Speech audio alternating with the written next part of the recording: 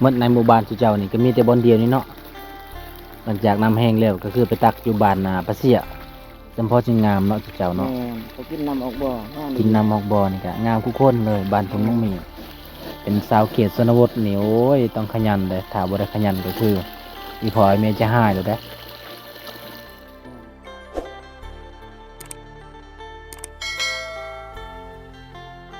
สาวกกกับสาวแรดถ้ามีผู้บ่าว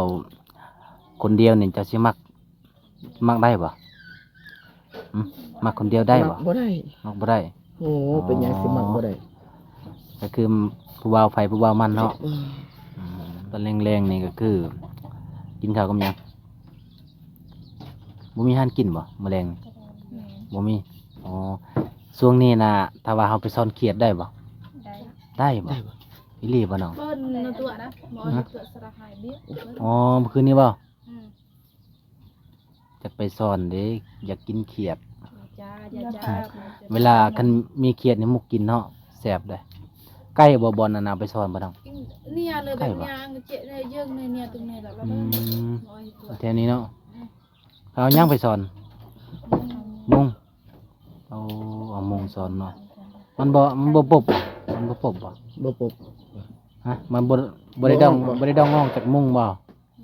บ่เนาะใส่ก้อนหินบ่ให้มันหนักเนาะ ถ้าสมัยไปซ่อนนี่ให้จุเจ้านอนใน ในทุ่งนาโลดเลยอาชีซ่อนเด้อ โอ้ยทุกคนให้ยอน้องๆถ้ามีเวลาแล้วก็คืออาจสิไปเด้อพาไปเนี่ยเด้อคือสิหลายเนาะเขียดเท่านี้เนาะไล่บ่เขาเจ้าได้บ่ อ๋อทุกคนเลย ตอนนี้น้องกะสิกาเกียมไปตักน้ำเนาะโอ้ทุกคนเลยตุกน้องจะประมาณจักตุกฮะลายตุกบ่คันลายตุกนี่ไอ้กะสิแบกน้ำโอ้ลายอยู่เนาะทุกคนเลยนี่ โอ้ตึงโจมมากตุกเนี่ย คือบ่จับเอาตัวนั้น เดินเป่าเอื้อน เดินเป้าฮะตอนนี้ก็คือกำลังสิเกียมทุกคนเลยเกียมเดินทางไปตักน้ำเพราะว่าในหมู่บ้านพูนมักมีบ่มีน้ำอาบบ่มีน้ำกินก็เลย ไปตักบ่อนน้ำบ่อทุกคนเลยเพราะว่าเขาเจ้าอยู่ในบ้านเขาเจ้าบ่มีน้ำสะอาด ไปใส่กระสอบอีกเนาะมันตัดใส่ถุงไปใส่กระสอบอีกทุกคนเนี่ยยานเต็มบ่ซะแล้ว โอ้ไปเดินทางบัดนี้เนาะบ่มีกระแจป่ะ บัวลีบัวลีเคยเห็นอ่ะบัวลีคือไหน ไปทุกคนไปติดตามเบิ่ง สตาร์ทเครื่องบัดนี้เอาโอ้จะบ่ถือย่างบ่ดึกแปดบ่ ตามน้ำที่เกิดต้องก็ได้ใส่ยัดก็ได้ใส่หยังทุกคน อ้าวมาใส่น้ำรถอายไหม มา พอดีป่ะ นี่บ่ ขับได้อยู่ป่ะ ได้บ่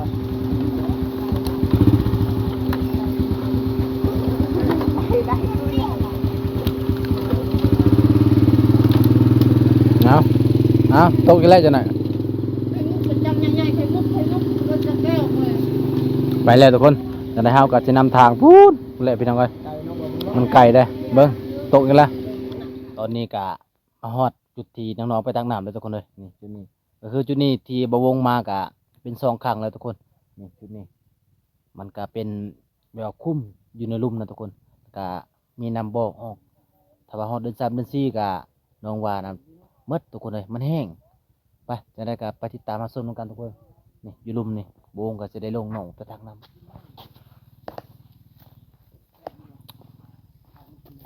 เป้าเส้นทางทุกคน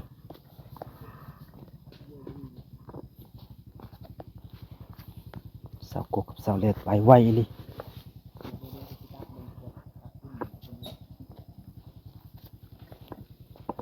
บ่ต้องเขย่าบ่ต้องตักทุกคนนี่ ต้องเขย่าเลยเพราะว่าหลังจากที่เข้าแล้วเขาได้กินน้ำกินนี่ทุกคนอันเห็นเขาแล้วพูดปลากระทุกโตกเลยเขาแล้ว ปลาจุดนี้เต็มมันยะเลยขี้เหงื่อเนาะ อืม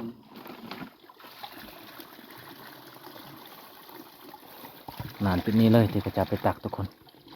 เบิ่งนี่โอ้แม่นคมนองเลยทุกคนคันว่าเดือน3เดือน4นี่มันออก มันก็สิบ่ออกเลยเดี๋ยว ตั นี้ กกินเลย หมดในหมู่บ้านจุเจ้านี่ก็มีแต่บ่อนเดียวนี่เนาะหลังจากน้ำแห้งแล้วก็คือไปตักอยู่บ้านปะเสียขี่รถอีกเนาะมันไปกะ ก็ไก่เติบเนาะ ไกลอีหลีแต่ทุกคนเลย เดี๋ยวละ ขี่รถไทยไปเลย อ๋อ ขี่หลายคนจึงม่วนได้อันขี่หลาย ไปตักน้ำไปอันนั้นเลยบ่ เอ้าญาติกันแล้วบัดนี้ น้ำนี่ก็จักมันมาแต่ไสแต่พี่น้องกันเพิ่นอืม ดูอากินแรกค่ะ อืม อันนี้ก็เอามุ้งมาใส่นี่คักเลย มันมีกันตองเนาะ อันนี้โอ้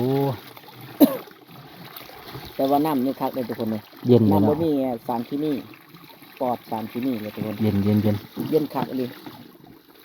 จำเพาะจึงงามเนาะจุเจ้าเนาะ แม่นเขากินน้ำออกบ่งาม กินน้ำออกบ่อนี่ก็งามคู่คนเลยบ้านผมต้องมี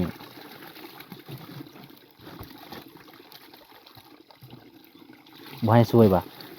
บ่สวยบ่ สกกสลัดเดี๋ยวสิตักสวยเด้อ เขย่าไว้แล้วก็ เขย่าต้องเขย่าบ่ ต้องเขย่าก่อน ถ้าเขย่าก ระตุก ถ้าบ่เขย่าก็คือกินบ่แซ่บ แม่น เป็นพยาธิ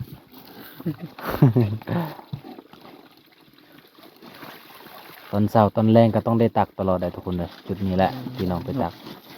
แนวทูของสุน้องก็คือเอาหาดินทรายเลย คือปากกระตุกเนาะ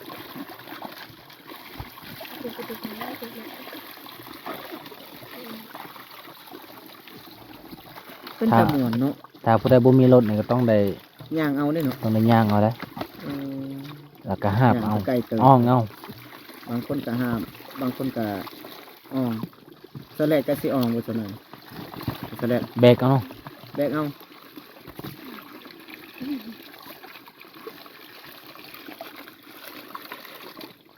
ตักแล้วก็คือเหี่ยงแบบนี้เลยอย่ามันนะถือขี้ตมขี้ดิน มันก็ออกลายอยู่ได้ทุกคนเลย น้ำใส่ดีเนาะ เบิ่งนะมันออกมานะมันก็ออกลายอยู่ได้เนี่ย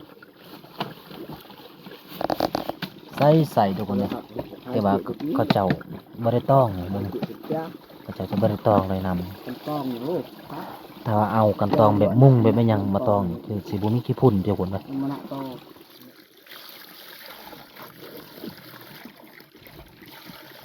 แล้วล่ะบ่ยังลายเนาะเอา มีสรุป คันเวลาไปตักตอนแรงนี่ตอนเช้าก็มืดบ่สกกบ่มืดบ่เลิศจังได๋ตอนเช้าก็ไปตักอีกหรือว่าบ่ได้ตัก ทำดูว่ามีคนกินก็ได้จ้า อ๋อถ้าบ่มีคนกินก็บ่ได้ตักแม่นเลยทุกคนเลยตอนแรงนี่ก็คนก็สินอน ก็เลยมันก็สิบ่มืดทุกคนแต่ว่าตอนเช้านี่โอ้ยามมันร้อนนี่มืดไวเนาะไปตักตลอดเลยน้ำที่เจาะนะบ่ได้กินเนาะกินบ่ได้วะ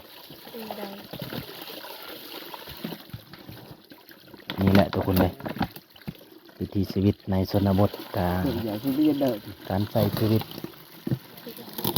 มันโมเมนเรื่องง่ายเลยทุกคนเลยแบบนี้แหละ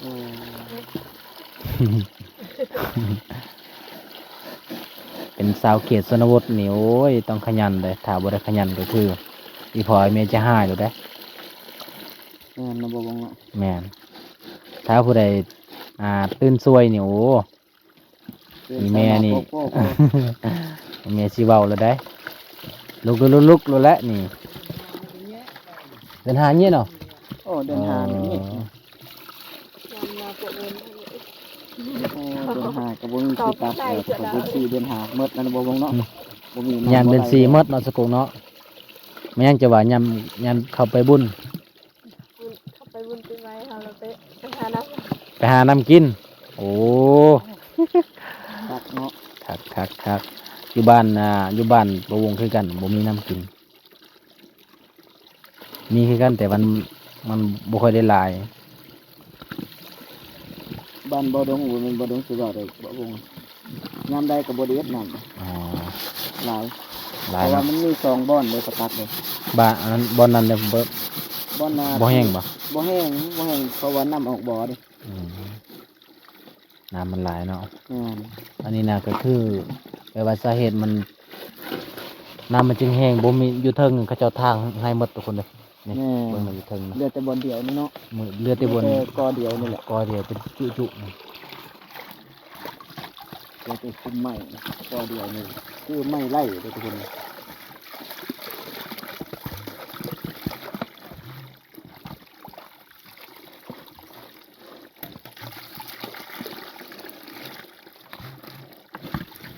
หลังจากตักแล้วก็โอ้ยต้องได้ถ้าบ่มีรถนี่ต้องได้อ้องอีกได้ทุกคนเลย ย่างก็ลำบากเนาะทางขึ้น แม่น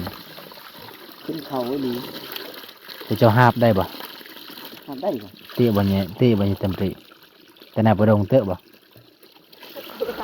ฮะเตะ ฮอด อ๋อ สูง ฮอดเนาะ เก่งขยันนี่ดิคนเจ็บดาบ่ เจ็บแล้วเนาะ เจ็บบ่ เดี๋ยว คนเจ็บดาบ่ เจ็บแล้วแต่ก็อดเอาเห็นได้จะเฮามันคนทุกข์ยากอดทนสู้ชน แม่นสู้ชีวิตเพื่อให้ได้อยู่รอด หนังตูเนี่ยมันเด็ด กระตุกไพ่น่ะ ตอนแรก โอ้ยสอดแลดนี่ลืมแล้วเนาะจนลืมเลย งั้นสิเข้มเลยบ่หลังจากบ่ดงจับนี่สิเข้มเลยก็บ่เป็นหยัง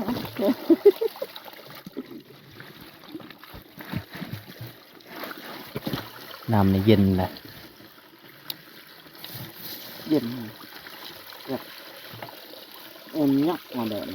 เยอะบ่ นี่เย็นแต่หมอนี้ยักเป็นไปเหยาะเลยด้วย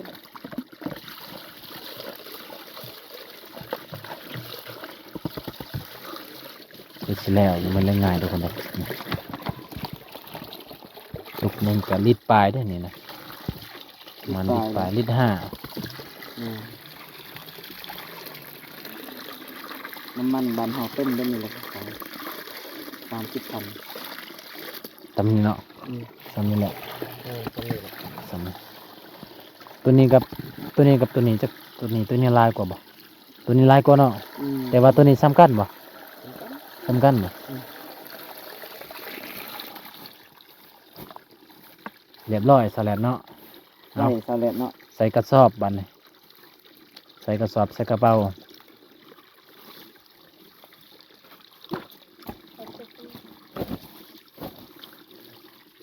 คนนี้ที่อ่องเอาบ่คนน่ะ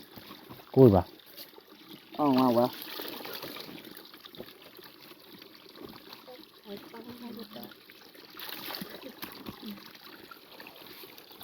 เอา เย็นเลย คนนี้ก็ยึดต่อ อายเพิ่นก็มาตักน้ำเลยทุกคนเลย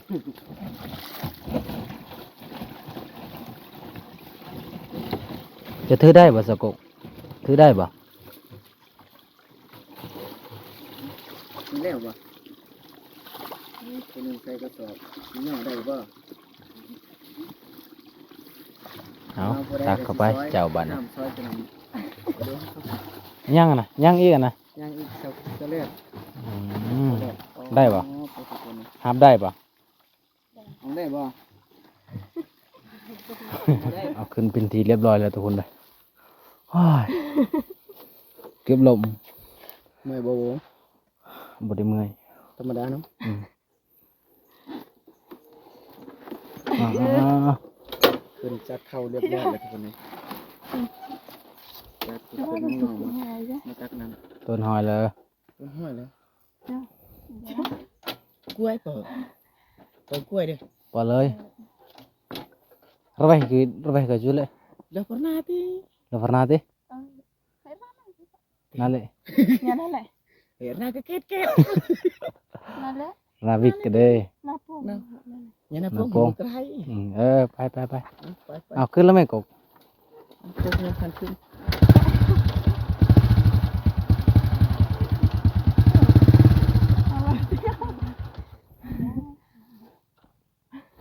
โอ้เพื่อจะได้กินน้ำทุกคนเลยบ่แม่นเรื่องง่ายเลยเบิ่งเส้นทาง เดินเส้นทางแคบ เก่งได้ขับรถน้ำมันหมดบ่เอาไปดีๆเด้อขับดีๆเอา